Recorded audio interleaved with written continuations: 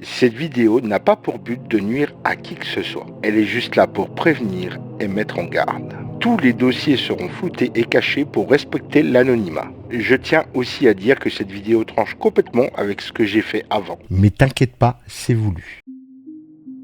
Si pour beaucoup le samedi soir est synonyme de repos et de repas en famille, ou de parties de jambes en l'air, pour moi le samedi soir en tant que DJ pro, c'est synonyme de boulot. C'est ma grosse soirée de boulot de la semaine. Et au bout de 15 ans de taf de nuit, quand vous, à 6h du matin, vous êtes tous KO technique, moi j'ai l'habitude et je suis encore en forme. Alors après ma nuit de boulot, quand je rentre chez moi, il est 7-8h du matin. J'ai pris l'habitude, bonne ou mauvaise selon vos points de vue, d'aller chiner sur les marchés aux puces qui chevauchent ma route retour à la maison. La vraie puissance, frère, c'est de sortir de boîte de nuit et d'aller au marché aux puces.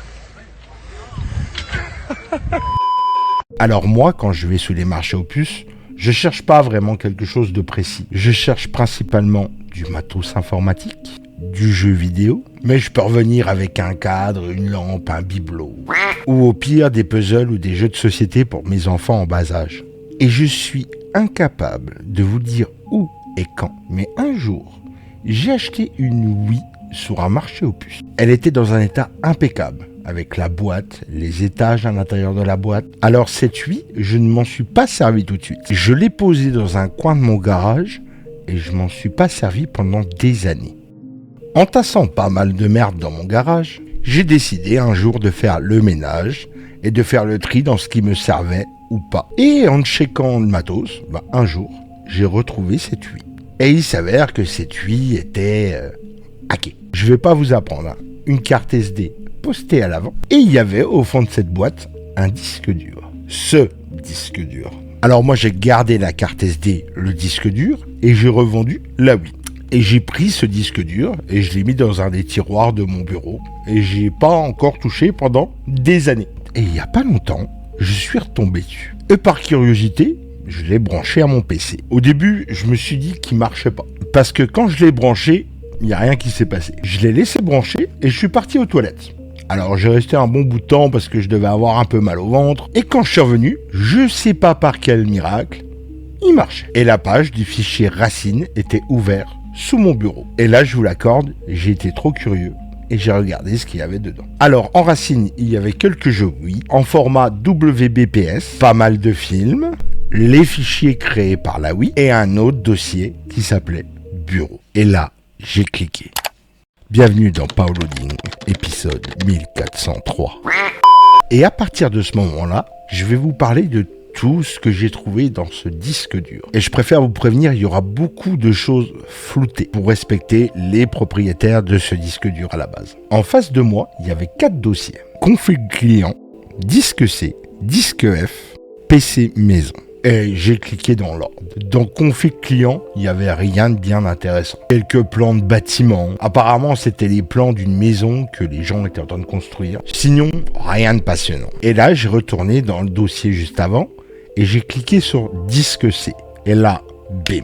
Il y avait ici l'intégrale de son disque C d'un ordinateur qui devait lui appartenir, sauvegardé à travers ce fichier. Alors les gars, je vais vous le dire cash, du moment où tu as accès au disque C de quelqu'un, tu peux vraiment rentrer dans la vie et dans l'intimité de son possesseur. Alors apparemment, c'était un disque dur sous Windows Vista. Par rapport à tous les documents qui étaient numérisés à l'intérieur et sauvegardés dans ce disque C, j'ai pu avoir accès à tous les noms des membres de cette famille.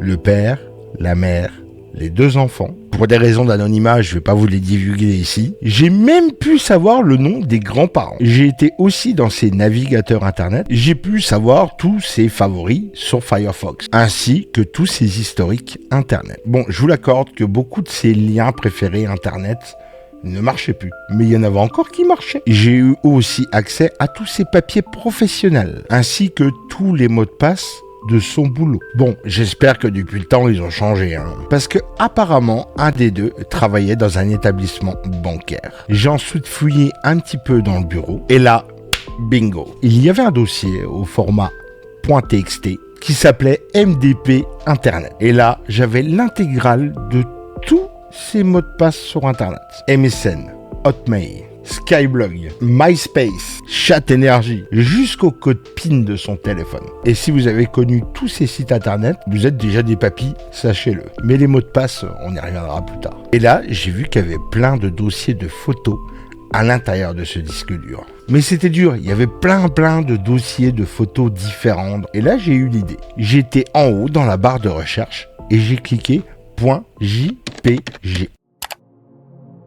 Et là, j'ai eu accès à l'entièreté des photos qu'il y avait dans ce disque dur. Toutes ces photos en famille. Toutes les photos de ses enfants. Plein de photos de ses soirées. De sa maison. Et là, ça devient un peu compliqué. J'ai trouvé plein de photos de madame très dévêtue. J'ai même trouvé des photos lunaires où j'ai vu des gens que je connaissais pas en train de faire un salut chelou devant un drapeau rouge que tout le monde connaît un petit peu.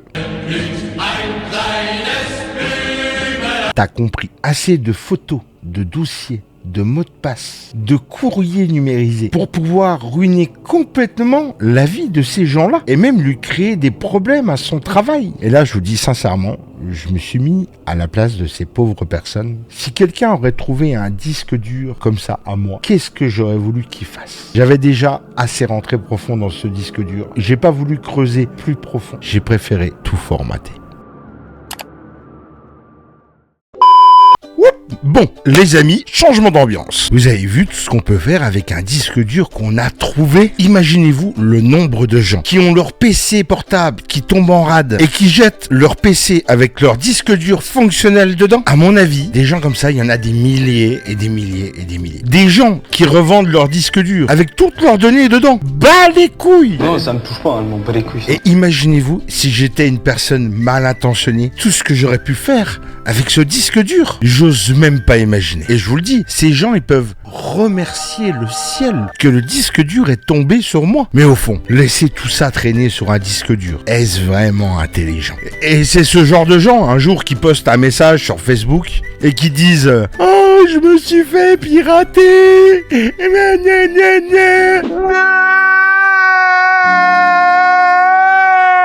Et c'est un peu ça le but de ma vidéo. Faire passer un message. Ce message. La première chose qui se fait hacker, c'est pas ton ordinateur. C'est l'interface chaise-clavier. C'est nous qui se faisons hacker. On se fait hacker en ouvrant une pièce jointe sur un mail chelou. On se fait hacker en téléchargeant des fichiers corrompus ou malveillants. On se fait hacker en laissant un fichier sur notre bureau avec tous nos mots de passe dedans. Mais pourquoi tu fais ça? On se fait hacker en traînant sur des sites internet un peu chelous et en cliquant où est-ce qu'il faut pas. Et on se fait hacker en laissant traîner nos disques durs ou nos clés USB.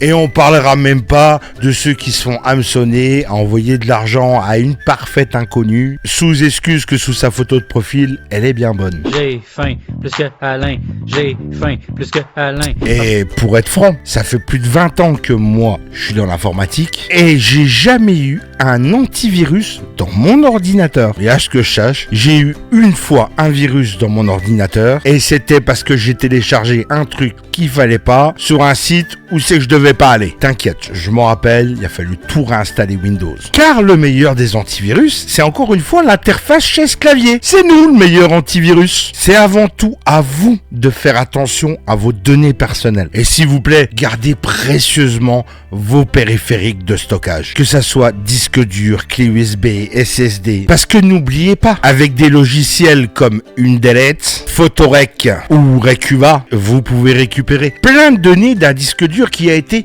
formaté. N'oubliez pas, la police scientifique, ils ont des softs pour pouvoir récupérer les données, même après 7 formatages de bas niveau. C'est pour vous dire que les données qu'on met sur un disque dur, ils y restent très longtemps. Alors moi, si j'ai un conseil à vous donner, si vous voulez pas que vos données arrivent dans les mains de gens mal intentionnés, ne cherchez pas à revendre vos disques durs. Gardez-les précieusement, à part quand ils sont vraiment morts. Parce qu'avec les quelques euros que vous allez gagner en vendant ces disques durs, c'est votre vie que vous pouvez perdre. Mettez-les précieusement dans un de vos tiroirs et faites-y attention. On ne sait jamais ce qui peut arriver. Alors on n'oublie pas, le meilleur antivirus que vous pouvez avoir dans un ordinateur, c'est l'interface chaise-clavier. C'est vous. Alors on se retrouve à la fin de cette petite vidéo que j'ai voulu tourner un peu différemment pour changer un peu de style. Un style un peu à la Feldup, c'est un youtubeur que j'aime beaucoup. Et c'était avant tout pour vous partager cette petite expérience et vous donner mes mises en garde personnel. La suite des vidéos dédiées à l'émulation arriveront un peu plus tard. J'ai pas pu les faire pour le moment, j'avais de gros week-ends de travail, mais vous inquiétez pas, ils arriveront très bientôt. On n'oublie pas le like, l'abonnement, le commentaire, mon cul sous la commode. Surtout prenez soin de vous. C'était Paolo Milano.